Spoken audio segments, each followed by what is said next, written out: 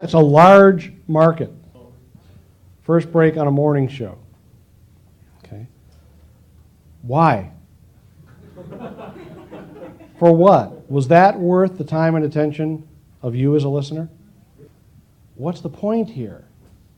It's not worth the time and attention of your audience. By the way, a technical point. The old people in this room know what song that was. Somebody call it out. Sunshine Superman. By looping those few notes over and over, the people who know the song are waiting for it to resolve. In other words, it builds a tension, and you're waiting for it to unstick.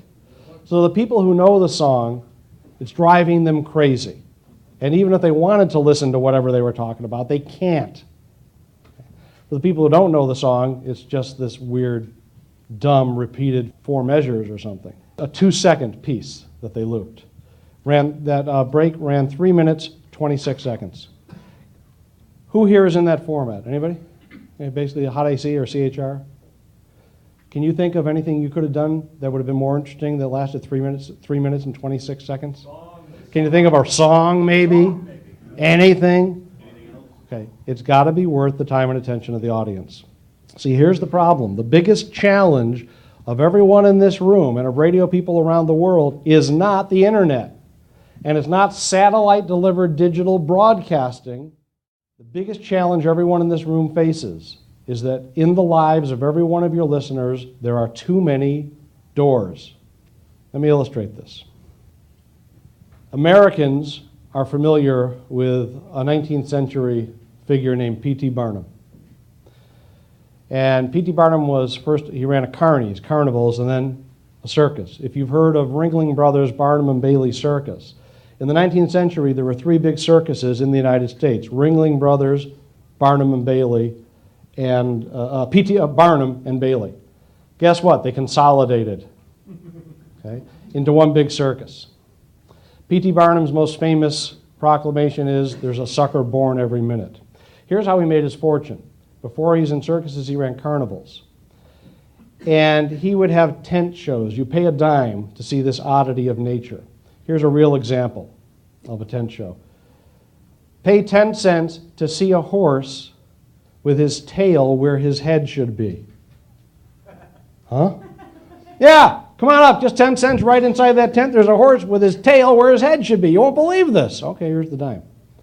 You walk in and you see a horse tethered to a hitching post with a bucket of oats for food, but they've tied his tail to the hitching post. He's backward. That's how he made his money. Okay, that's 10 cents. P.T. Barnum made his money by doing 2 things. By getting as many people as possible to pay a dime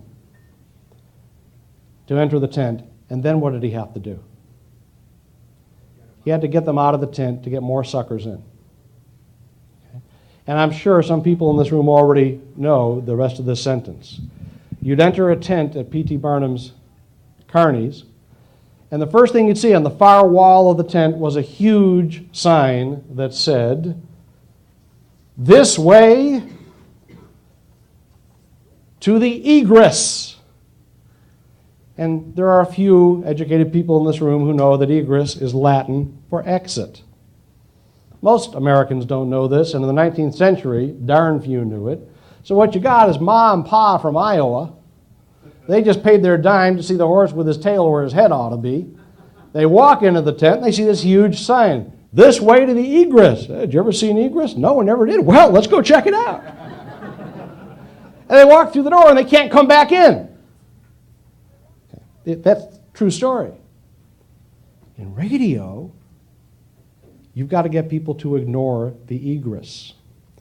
Every time you finish something, you conclude something on your station, a song ends, a newscast ends, a commercial break ends, a visit from a crazy character ends, an interview ends, a doorway appears. Because those are opportunities for people to leave. People leave at the end of something.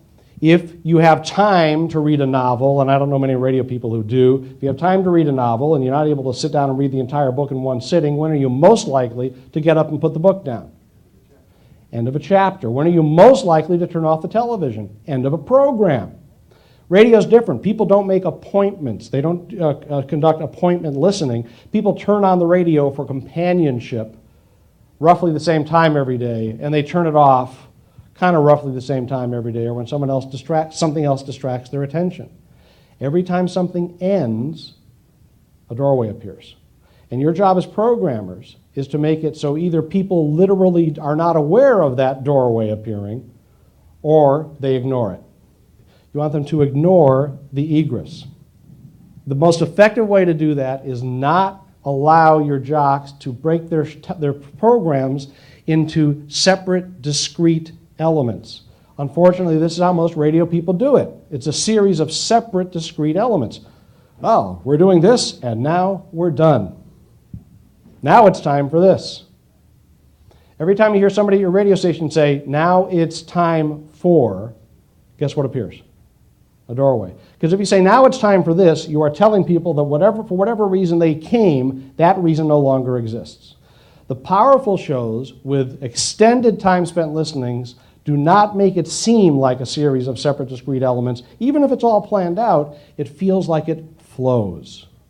So instead of, we're doing this and it's over, now it's time for this, instead of that, the feeling is, okay, we're doing this, we're starting the show, we're doing this, we're also doing a little bit of this, we're doing this and this, a little this and this. Oh, now this is starting to come in, but we're mostly over here. Still a little bit of this, mostly over here and here. Remember a moment ago when we were there? And now we're over here. And those are the shows in which people look at their watch 45 minutes or an hour and a half later and say, oh my God, I can't believe where the time went. Okay. Those are the shows with maximum time spent listening. Now, to do it as a bunch of separate discrete elements is easier. It's easier to look at the clocks. Oh, it's 7:10, time for. It's less effective, but it's easier. You want to build flow into a program. Let me give you a couple of examples of flow.